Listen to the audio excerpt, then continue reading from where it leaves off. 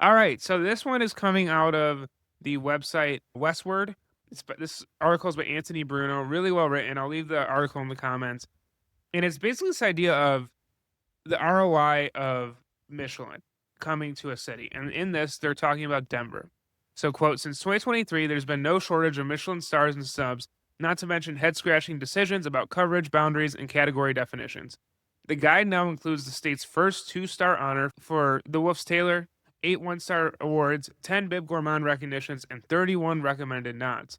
Now that the initial 3-year agreement between the Michelin Guide and the participating cities of Denver, Boulder, Aspen, Vale, and Beaver Creek is coming to an end, active discussions are underway to determine if the relationship will be extended for another term, at what cost, and whether any new regions will be included or removed. That decision comes with a notable cost. After all, bringing the Michelin Guide to Colorado wasn't cheap. According to previously published reports, each of the tourism boards of the regions covered contributed between $70,000 to $1,000 each to help cover the costs of the visiting inspectors and the marketing of the results. I think it's quite interesting that we got to the point now where it's, in 2026, we can see the effects. A lot of Denver being a new city in the guide, you can see, is it worth the ROI? What has it done to affect the food scene there? And so this is why I was really interested in sharing this. Quote, I do without any hesitation, says Ryan Fletter, owner of Barolo Grill, which has retained its recommended status all 3 years. Fletter also received Michelin Sommelier Award in 2023 and is now a 2026 James Beard Award semifinalist in the Outstanding Professional and Beverage Service category.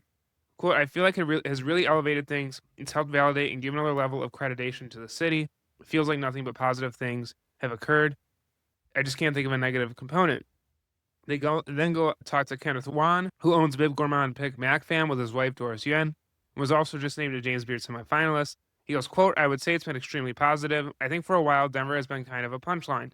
I think a lot of people were saying all you get here is burgers and tacos. So I do feel Michelin putting a spotlight on some of these restaurants has really helped push past that stigma. And so they go on to say that basically the chefs are seeing it as positive from what they've interviewed. Quote, neither the Colorado Tourism Office nor any of the other tourism boards that invested in bringing the Michelin Guide to their regions would offer any estimates on the financial impact of the move. Instead, they point to the national attention that Colorado's dining scene has gained since, the lines of which were previously reserved for the state's ski industry. That includes reservation platform OpenTable listing 5 Colorado restaurants in its 2025 Top 100 restaurant list, 2 Colorado restaurants in 2025 New York Times America's 50 Best Restaurants, and 14 James Beard Foundation nominations in 2025. Quote, the Michelin Guide's continued recognition of exceptional Colorado dining experiences showcases our state to food enthusiasts across the country and the world, says Timothy Wolf, director of the Colorado Tourism Office. This prestigious recognition boosts culinary tourism across the state and helps Colorado restaurants retain and attract top culinary talent. They go on to say that most directly impacted were the individual restaurants selected for the guide. More than 72% of the restaurants named in the Michelin Guide Colorado reported an average sales increase of 14%, although some reported far higher gains. Quote, the first year in which we were awarded the Bib Gourmand, we saw probably an increase of 25 to 30% on a daily basis, says MacFams One, and the numbers have kind of stayed that way since. And that's really interesting. So even the Bib Gourmand does a lot of heavy lifting for getting sales and seeing an increase of up to 30% in terms of the business they're offering. And so it is very important for these restaurants. They go on to say that 60% of restaurants say the Michelin coverage has helped with staff hiring and retention. Factor often overlooked by diners, but critically important to maintaining quality service and standards in restaurants. So they're saying that now that Michelin has come to the city, you're getting talent from all over the world. Quote, I've gotten people applying from India, from Tokyo, from Barcelona, from all over the world. I'm not saying they did it only for the star, but it helps. So the idea that the guide is here in Denver, maybe Denver was a place to move, but the food industry wasn't quote unquote grown up yet. Now that Michelin is there, you're getting international cooks and chefs wanting to come to the region to cook and work for these restaurants. They go on to say that it even helps with getting opportunities with landlords in the city, and that a lot of restaurant owners that have Michelin stars or are recommended are even getting options for like Miami or other different cities across the country. And so they then talk about this idea that when you get a Michelin star in a city like Denver, expectations rise from your staff, and how it can be a good thing but also a bad thing. There's like competition between the Michelin starred restaurants, and there's also just the issue of being able to manage your quality and have it not burn out really quick. They go on to say that the bigger question is whether a second term will allow inspectors to include a wider selection of establishments off the beaten path in the areas included to date, or whether that regions that opted out of the participating initially, like Aurora and Colorado Springs, will pony up to be included this time around. Quote, if their criteria is truly that the food is the only thing that matters and nothing else, then there are obviously places on Federal that are just as good as any restaurant in town, says Tommy Lee, whose Hot Pally is a Bib Gourmand pick. Lee is also among this restaurant's James Beard semifinalist. Quote, Aurora is this very diverse area that is very interesting and maybe unique to Denver. Are they really showcasing the diversity of Denver as a great dining city by not visiting these?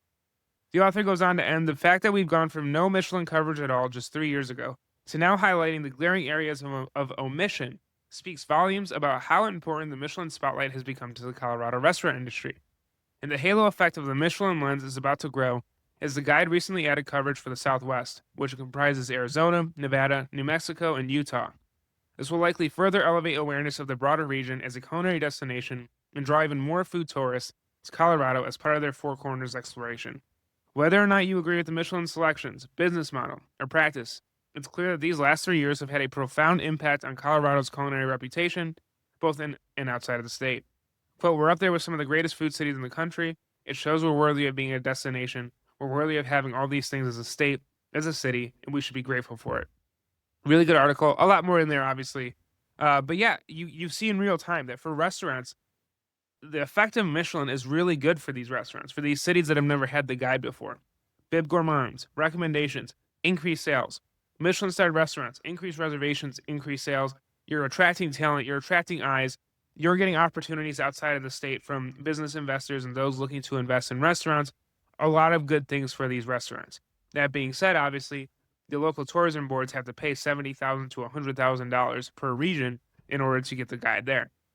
What I would want to know, if Denver, if they choose to not pay for the next 3 years and Michelin backs out, does it tank the restaurant scene there? I don't know if we've seen this before, and I would love, like, not love, but is there going to be an example where funds are tight and a city goes, we're actually not going to renew our contract with Michelin. We're actually not going to. Do they then back out? And if they back out, does that collapse the dining scene? People no longer interested? Because on a standpoint of the Michelin guide, it's simply because the tourism board didn't want to pay more. It's a contract that was not renegotiated or revived. But to the outside world, it looks like, oh, the city had a guide and then the food quality went down and that's why they left. Obviously, that's not the case. But have we seen that yet? And if not, are we going to see that? As Michelin expands to these regions, if the region finds that they do not think Michelin was worth it, which it seems like it's always been worth it, at least in terms of revenue and culinary attraction for the places they've gone into. But if a region dictates it's not worth the ROI, what happens if Michelin pulls out? That's what's going to be interesting to see. I wonder if we'll see it. You would think you wouldn't want to do that to the dining scene, to your chefs. But again, you never know. So that article is interesting. Link in the comments or in the description below. You can check it out there.